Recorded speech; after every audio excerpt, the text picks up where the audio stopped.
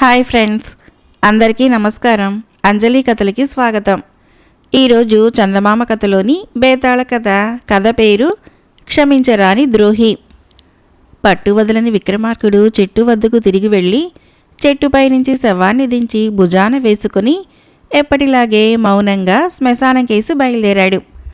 అప్పుడు శవంలోని బేతాళుడు, రాజా, ఈ ప్రపంచంలో విశ్వాసము వినయ విధేయతలు గల వాళ్లకు స్థానం లేదు. అలాంటి వాళ్ళు పరమద్రోహులుగా కూడా పరిగణించబడతారంటానికి నిదర్శనంగా నీకు రవీంద్రుడు అనేవాడి కథ చెబుతాను, శ్రమ తెలియకుండా విను అంటూ ఇలా చెప్పసాగాడు. ఒక గ్రామంలో పద్మనాభుడు, వాసుదేవుడు అనే స్నేహితులు ఉండేవారు. ఇద్దరు ఒకే ఈడు వాళ్ళు ఒకేసారి పెళ్లిళ్ళు చేసుకుని గృహస్థులయ్యారు. వారిలో వాసుదేవుడికి కాలం కలిసి రాలేదు. అతని భార్య రవీంద్రుడు అనే కొడుకును కని చనిపోయింది. దాయాదులు వాసుదేవుడి ఆస్తిని కాజేసి బికారిని చేశారు. తర్వాత కొద్ది కాలానికే అతడు వ్యాధిగ్రస్తుడై చనిపోబోతూ తన కొడుకు రవీంద్రుణ్ణి పద్మనాభుడికి అప్పగిస్తూ వాడి యోగక్షేమాలు చూడమని కోరాడు. పద్మనాభుడు తన మిత్రుడికి ఇచ్చిన మాట నిలబెట్టుకుని రవీంద్రుణ్ణి తన కొడుకైన శేఖరుడితో సమంగా చూసి పెంచాడు. శేఖరుడు, రవీంద్రుడు ఒక తల్లి బిడ్డల్లాగా పెరిగి తమ గ్రామంలో చదువులు పూర్తి చేశారు. తర్వాత పద్మనాభుడు వారిద్దరినీ ఉన్నత విద్య కోసం రాజధానికి పంపించి వారి ఖర్చుల నిమిత్తము ప్రతి నెల డబ్బు తన కొడుకైన శేఖరుడికి అందజేస్తూ వచ్చాడు. అయితే ఇంటి వాతావరణం నుంచి బయటపడి నగరం చేరగానే శేఖరుడి స్వభావం మారిపోయింది. అతనికి చదువు మీద ధ్యాస తగ్గి వినోదాల మీద, విలాసాల మీద హెచ్చింది. అతను తండ్రి పంపే డబ్బు చాలా వరకు తాగుడు, జూదము లాంటి వాటి కోసము ఖర్చు చేయసాగాడు. రవీంద్రుడు మాత్రము చదువు మీదనే శ్రద్ధ ఉంచి శేఖరుడి ప్రవర్తనను సరిదిద్దబోయాడు. కానీ లాభం లేకపోయింది. శేఖరుడిని గురించి పద్మనాభుడికి తెలియపరచుదామనుకున్నాడు. కానీ అలా చేస్తే శేఖరుడు తన మీద అలిగి ఇప్పుడు చేస్తున్న కాస్తపాటి ధన సహాయం కూడా చేయడేమోనని భయపడ్డాడు. ఒకసారి శేఖరుడు, రవీంద్రుడు తమ ఊరికి తిరిగి వచ్చారు. పద్మనాభుడు వారి చదువును గురించి అడిగితే శేఖరుడు తమ చదువు బాగా సాగుతున్నదని తండ్రికి చెప్పాడు. రవీంద్రుడు అప్పుడైనా శేఖరుడిలోని మార్పును గురించి పద్మనాభుడికి తెలియనివ్వలేదు. కుర్రవాళ్ళిద్దరూ నగరానికి తిరిగి వెళ్లే ముందు రోజు పద్మనాభుడు డబ్బు పోయింది. పద్మనాభుడు అందర్నీ పిలిచి అడిగితే శేఖరుడు రవీంద్రుడేమైనా తీశాడేమో అన్నాడు. పద్మనాభుడు రవీంద్రుణ్ణి శంకించలేకపోయాడు. ఆ కుర్రవాడు కొడుకు కన్నా ఎక్కువగా మసులుతున్నాడు. అయినా పద్మనాభుడు రవీంద్రుని కూడా అడిగాడు. రవీంద్రుడు నిర్ఘాంతపోయాడు. ఎందుకంటే ఆ డబ్బు శేఖరుడు తీసినట్లు అతనికి తెలుసు. శేఖరుడు డబ్బు తీయటమే కాకుండా తండ్రి ఎదుట రవీంద్రుడితో, డబ్బు అంతగా అవసరమైతే నాన్నగారిని అడగలేకపోయావా, దొంగతనం దేనికి అన్నాడు. తాను డబ్బు తీసిన సంగతి శేఖరుడు తండ్రికి చెప్పలేదని, అతను చేసినది దొంగతనమని గ్రహించి శేఖరుడి మీద తండ్రికి దురభిప్రాయం కలిగించడం ఇష్టం లేక రవీంద్రుడు తానే అవసరం కొద్దీ డబ్బు తీసినట్లు ఒప్పుకున్నాడు. పద్మనాభుడికి మొట్టమొదటిసారిగా రవీంద్రుడి మీద అసహ్యం పుట్టింది. నిన్ను ప్రయోజకుణ్ణి చేస్తానని నీ తండ్రికి మాట ఇచ్చి దాన్ని నిలబెట్టుకోవటానికి సాయశక్తిలా కృషి చేశాను. నా కృషి అంతా బూడిదలో పోసిన పన్నీరైంది అన్నాడు. రవీంద్రుడు తల వంచుకొని అక్కడి నుంచి వెళ్ళిపోయాడు. తర్వాత కొద్ది రోజులకు నగరంలోని ఒక జోదగృహంలో శేఖరుడు ఎవడి మీదనో అలిగి వాణ్ణి కొట్టాడు. ఆ దెబ్బలకు వాడు చచ్చాడు. శేఖరుడు పారిపోయాడు. కానీ హంతకుడు శేఖరుడే అని విని రాజభటులు అతన్ని పట్టుకున్నారు. ఈ వార్త వినగానే పద్మనాభుడు నగరానికి పరిగెత్తుకొని వచ్చాడు. శేఖరుడి విచారణ జరిగింది. రవీంద్రుడు తన సాక్ష్యంతో శేఖరుణ్ణి కాపాడాలని, హత్య జరిగిన సమయంలో శేఖరుడు తమ బసలో తనతోనే ఉన్నాడని చెప్పాడు. కానీ శేఖరుడు హత్య చేయడం కళ్ళారా చూసిన వాళ్ళు చాలామంది ఉండటం చేత శేఖరుడికి యావజ్జీవ ఖైదు శిక్ష పడింది. నగరానికి వచ్చినది లగాయతూ శేఖరుడు సమస్త వ్యసనాలకి బానిసయ్యి క్రమంగా పతనమైపోయినట్లు పద్మనాభుడికి తెలియవచ్చింది. అతను రవీంద్రుడి మీద మండిపడి, నీవు క్షమించరాని ద్రోహివి, మిత్రద్రోహివి, సంఘద్రోహివి, విశ్వాసఘాతకుడివి, ఇక నీ మొహం నాకు చూపించకు అని తన ఊరికి వెళ్ళిపోయాడు. బేతాళుడు ఈ కథను చెప్పి, రాజా, పద్మనాభుడు రవీంద్రుణ్ణి ఎందుకు నిందించాడు? తన కొడుకు తనకు కాకుండా పోయినందుకు తన కొడుకులాంటి రవీంద్రునైనా చూసుకుంటూ జీవితంలో తృప్తి పడవచ్చును కదా. అలా చేయక అతన్ని కూడా ఎందుకు దూరం చేసుకోవడం జరిగింది? ఒకవేళ ఆయనలో మొదటి నుంచి ఇద్దరు కొడుకుల మధ్య భేదబుద్ధి ఉన్నదా? ఈ సందేహాలకు సమాధానం తెలిసి కూడా చెప్పలేకపోయావో నీ తల పగిలిపోతుంది అన్నాడు. దానికి విక్రమార్కుడు, పద్మనాభుడిలో భేదబుద్ధి లేదు. అతను స్నేహం అంటే ఏమిటో, బాధ్యత అంటే ఏమిటో తెలిసినవాడు. రవీంద్రుడు ఆ రెండింటినీ ఎరగక పరమద్రోహిగా ప్రవర్తించాడు. అతడు తన మిత్రుడు బాగుకోరి ఉన్నట్లయితే శేఖరుడు వక్ర మార్గాన పడినప్పుడే అతని తండ్రికి చెప్పి ఉండవలసింది. మనుషులు లోకాభిప్రాయానికి కట్టుబడి సక్రమంగా ప్రవర్తిస్తారు. నగరానికి పోయినాక శేఖరుడి ప్రవర్తన గురించి సరి అయిన అభిప్రాయం ఇయ్యగలవాడు రవీంద్రుడు ఒక్కడే. అలాంటప్పుడు అతను తన క్షేమం మాత్రమే చూసుకొని శేఖరుని గురించి అతని తండ్రికి చెప్పడానికి వెరిచాడు. అతను అలా చేయకుండా ఉంటే పద్మనాభుడు తన కొడుకును అదుపులో పెట్టి అతని పతనాన్ని ఆపి ఉండేవాడు. కానీ స్వార్థం చూసుకొని రవీంద్రుడు శేఖరుడు మరింత పతనం కావటానికి మార్గం ఏర్పరిచాడు. అతను శేఖరుడి దొంగతనాన్ని, హత్యను కూడా కప్పిపుచ్చ ప్రయత్నించడంలో స్వార్థమే చూసుకొని సంఘద్రోహి కూడా అయ్యాడు. చిట్ట చివరకు పద్మనాభుడికి కొడుకు శాశ్వతంగా దూరం కావటానికి కారణము రవీంద్రుడు తప్ప మరెవరూ కారు అన్నాడు. రాజుకి ఈ విధంగా మౌనభంగం కలగగానే బేతాళుడు శవంతో సహా మాయమై తిరిగి చెట్టెక్కాడు. మరొక కథ పేరు మార్పు. ఈ కథను రచించిన వారు వేమూరి వెంకయ్య గారు. అమరావతిని పాలించే శివసేనుడు ఒకరోజు రాజభవనం పైభాగం నుంచి క్రిందకి చూస్తూ వీధిన పోయే బిచ్చగాళ్లను చూసి జాలిపడి తన రాజ్యంలో బిచ్చగాడన్నవాడు లేకుండా చేయాలని నిశ్చయించుకున్నాడు.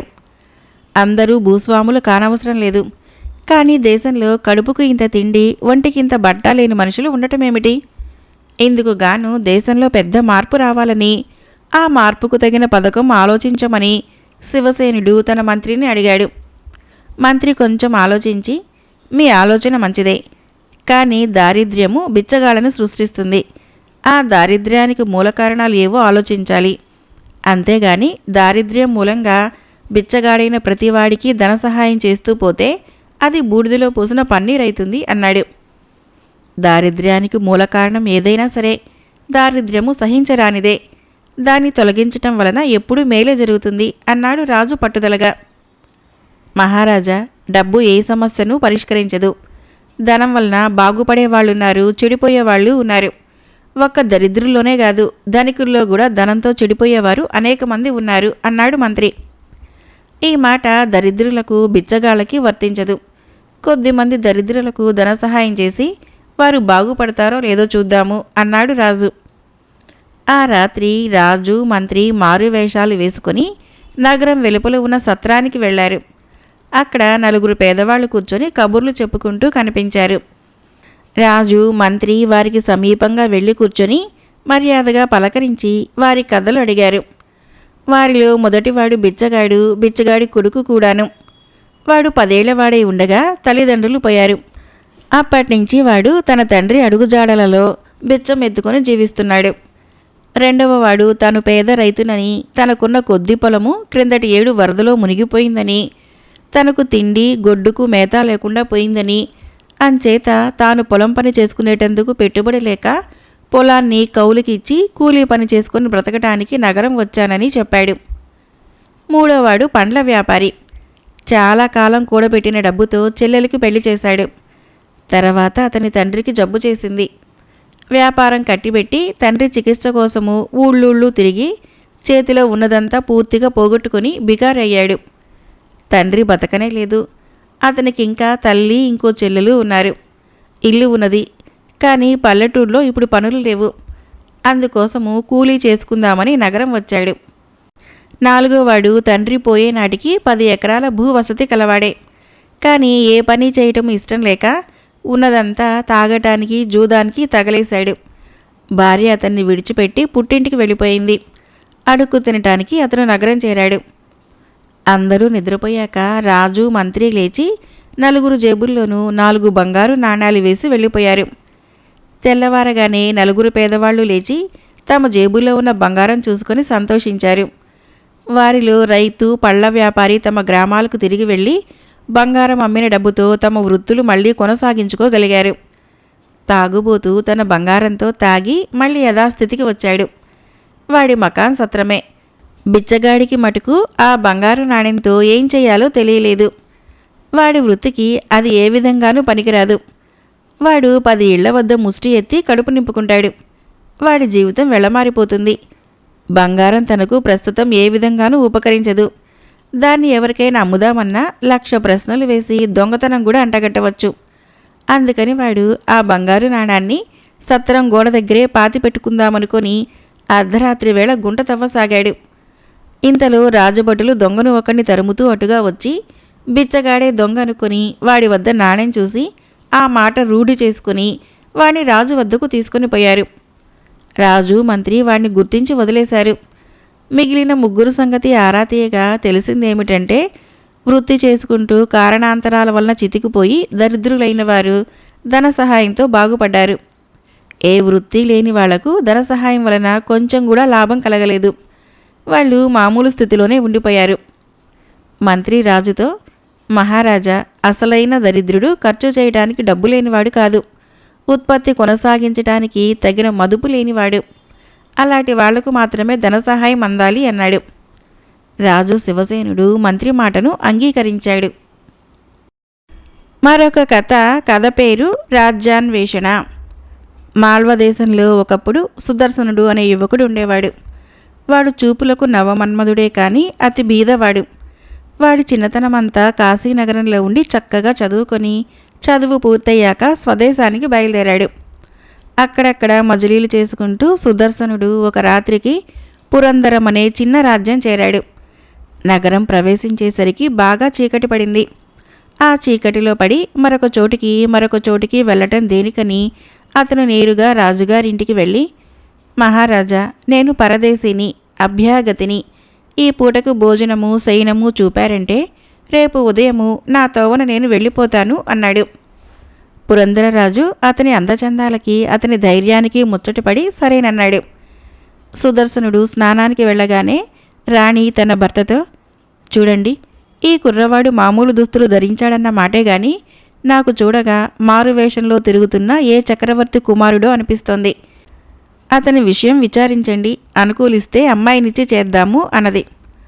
మారువేషంలో తిరుగుతున్నవాడు మనం అడిగితే నిజాలు చెబుతాడా? మంత్రిని అడిగి ఏదో ఒకటి చేద్దాము అన్నాడు రాజు. మంత్రి సంగతి సందర్భాలన్నీ తెలుసుకొని, దానికేం భాగ్యం, కుర్రవాడు రాజవునో కాదో కనుక్కోవచ్చు, కానీ ఒక్క రాత్రిలో తెలదు. అందుచేత అతన్ని కనీసము 2 రోజులైనా నిలిపి ఉంచండి అన్నాడు. భోజనాల సమయంలో రాజు సుదర్శనుడితో, అబ్బాయి, నువ్వు రేపు ఉదయమే వెళ్ళిపోతానని అన్నావు. అలా వెళ్ళటానికి వీలేదు. రేపు మా అమ్మాయి ఇందుమతి పుట్టినరోజు. రేపు కూడా ఇక్కడే ఉండిపో. ఎల్లుండి నీ దారిని నువ్వు పోవచ్చును అన్నాడు. ఈలోగా మంత్రి సుదర్శనుడి కోసము ఒక గదిలో మామూలు పక్క ఒకటి వేయించాడు. ఆయన పహరావాణ్ణి ఒకరిని పిలిచి, ఒరే, నువ్వు తెల్లవార్లు గది బయటే కాపలా ఉండి మన అతిథి సుఖంగా నిద్రపోతాడో లేదో గమనిస్తూ ఉండు అని హెచ్చరించాడు. సుదర్శనుడు భోజనం చేసి తన పడక గదికి వచ్చాడు. తలుపు గడియపెట్టి పడుకుందామని పక్క మీద కూర్చొని చొక్కా విప్పాడు. చొక్కా జేబులో నుంచి 2-3 గుప్పిళ్ళు పచ్చి శనగలు పక్క నిండా గది నిండా పడ్డాయి. జరిగిన సంగతి ఏమిటంటే, సుదర్శనుడు వచ్చేటప్పుడు దారి పక్కన శనగచేలు తగిలాయి. అతను బీదవాడు, జాగ్రత్త కలవాడు కావటం చేత ఏ పూటనైనా భోజనం దొరకని పక్షంలో తిందామని పచ్చి శనగలు 2 జేబుల నిండా పోసుకున్నాడు. తర్వాత వాటి విషయం పూర్తిగా మర్చిపోయాడు. ఈ దిక్కుమాలిన శనగలు గదంతా పడటం వలన సుదర్శనుడికి పెద్ద చిక్కు వచ్చింది. తాను చిన్నవాడైనా రాజుగారు తనకు గొప్పగా ఆతిథ్యం ఇచ్చాడు. నౌకర్లు రేపు ఈ శనగలన్నీ చూసి రాజుగారితో చెబితే ఆయనకు తన మీద ఉన్న ఆదరమంతా పోతుంది. అందుచేత సుదర్శనుడు నిద్రకు వాయిదా వేసి పక్క మీద పడిన శనగ గింజలన్నీ జాగ్రత్తగా ఏరాడు. పక్క దుప్పటి తీసి దులిపాడు. తర్వాత గది అంతటా పడిన గింజలన్నీ ఏరాడు. ఒక్క గింజ కూడా మిగిల్చకుండా అన్నీ ఏరేసరికి అర్ధరాత్రి దాటిపోయింది. ఇంక ఈ శనగల్ని జేబులో ఉంచుకోవటం ప్రమాదకరము. ఆకలి లేకపోయినా సుదర్శనుడు శనగలు తినసాగాడు. అతను పడుకునేసరికి రాత్రి 3 జాములైంది. మర్నాడు ఉదయము మంత్రి పహరావాణ్ణి పిలిచి, ఏరా, రాత్రి చిన్నబాబు గారు సరిగ్గా నిద్రపోయారా అని అడిగాడు. బాబు, రాత్రి ఆయనకి అసలు నిద్రే లేదు, నాకు నిద్ర లేదు. తెల్లవార్లు ఆయన గదంతా తిరుగుతూనే ఉన్నారు. పక్క దుప్పటి దులపటం కూడా వినిపించింది. 3 జాములయ్యాక నేను నిద్రపోయాను అన్నాడు పహరావాడు. మంత్రి వెంటనే రాజు దగ్గరికి వెళ్ళి, మహారాజా, మన అతిథి అతి సుకుమారుడు. నేను రాత్రి వేయించిన పక్క మీద మరొక సామాన్యుడైతే సుఖంగా నిద్రపోయేవాడే. ఇతను మహాభోగి, ఏ చక్రవర్తి కుమారుడో తప్ప మరొకడు కాడు అన్నాడు. తెల్లవార్లు శనగలు తిని ఉబ్బరం చేసి ఉన్న సుదర్శనుడు మర్నాడు విందులో ఏ పదార్థము ఆసక్తితో ముట్టకపోవటం చూసి రాజుకి రాణికి మంత్రి మాటలతో మరింత గురి కుదిరింది. రెండో రాత్రి మంత్రి సుదర్శనుడికి చక్కని హంసతూలికా తల్పం వేయించాడు. ఒక రాత్రంతా నిద్రలేని కారణం చేత సుదర్శనుడు తల్పం మీద నడుము వాలుస్తూనే గాఢ నిద్రలో మునిగిపోయాడు. మంత్రి రాజదంపతులతో ఇక ఎటువంటి సందేహము వద్దు, నా భయమల్లా ఇంత గొప్పవాడు అమ్మాయిని చేసుకోనంటాడేమోనని అన్నాడు. మామూలు మనిషిగా నటిస్తున్నవాడు అమ్మాయిని ఏ కారణం చేత చేసుకోనంటాడు? మీరు సంశయించకుండా అతన్ని అడిగి చూడండి అన్నది రాణి చిరుకోపంగా. మంత్రి ఇందుమతిని వెంటబెట్టుకుని పోయి సుదర్శనుడితో పెళ్లి ప్రస్తావన చేశాడు. మొదట తెల్లబోయి తర్వాత సుదర్శనుడు పెళ్లికి ఒప్పుకున్నాడు. రాజు రాణి పొందిన ఆనందానికి మేరలేదు. దగ్గరలో ఉన్న శుభముహూర్తాన బీద బ్రహ్మచారి సుదర్శనుడికి రాజకుమార్తె ఇందుమతికి వివాహం జరిగింది. 1 ఏడాది పాటు సుదర్శనుడు సమస్త సుఖాలు అనుభవించాడు. తర్వాత అతని కష్టాలు ప్రారంభమైనాయి. ఒకరోజు ఇందుమతి తన భర్తతో, ఏమండి, ఇట్లా ఎంతకాలం మనం ఇక్కడ కూర్చుంటాము, మన రాజ్యానికి మనం పోదాం పదండి అన్నది. సుదర్శనుడు నిర్ఘాంతపోయి, మన రాజ్యమా అన్నాడు. అవును, మీరు మహారాజులని నాకు పెళ్లి కాక పూర్వమే తెలుసులేండి, ఎంతకాలం ఆడతారు ఈ నాటకం అంటూ ఇందుమతి మంత్రి పెట్టిన పరీక్షలు వివరించి చెప్పింది. అదంతా వింటుంటే సుదర్శనుడికి మతిపోయినట్లయింది. కానీ తన భార్యకు ఇప్పుడు ఒక రాజ్యం చూపక తప్పదు. ఆమెతో నిజం చెప్పేయవచ్చు, కానీ ఆమె నొచ్చుకుంటుందని అతను భయపడ్డాడు. భార్యను ఏమాత్రమూ బాధ పెట్టడము అతనికి ఇష్టం లేదు. ఈమెతో బయలుదేరి దేశాటన చేస్తాను, కాలక్రమేణా నిజం ఈమె తెలుసుకుంటుంది అనుకున్న సుదర్శనుడు అత్తామామలకు చెప్పి ఒక శుభముహూర్తాన భార్యతో బయలుదేరాడు. వారాలు నెలలు గడిచాయి. ఒక ఊరు నుంచి మరొక ఊరికి, ఒక దేశం నుంచి మరొక దేశానికి దంపతులు ప్రయాణం చేస్తున్నారు. భర్త తనను తన దేశానికి తీసుకుపోతున్నాడన్న దృఢనమ్మకం తప్ప ఇందుమతికి మరేమీ తెలియదు. ఆమె అతనితో పాటు నడిచింది, చెట్ల క్రింద పడుకున్నది, అష్ట కష్టాలు పడింది. కానీ ఒక్కసారి కూడా తన భర్తని మనం ఎటుపోతున్నాము, ఎక్కడికి పోతున్నాము అని అడిగిన పాపాన పోలేదు. ఎన్నోసార్లు సుదర్శనుడు తన భార్యను ఏమార్చి ఒంటరిగా వెళ్ళిపోదామనుకున్నాడు. కానీ తన యందు అంత మూఢ విశ్వాసం ఉంచి తనతో సమానంగా కష్టాలు పడే భార్యను విడిచిపోవటానికి అతనికి మనసు రాలేదు.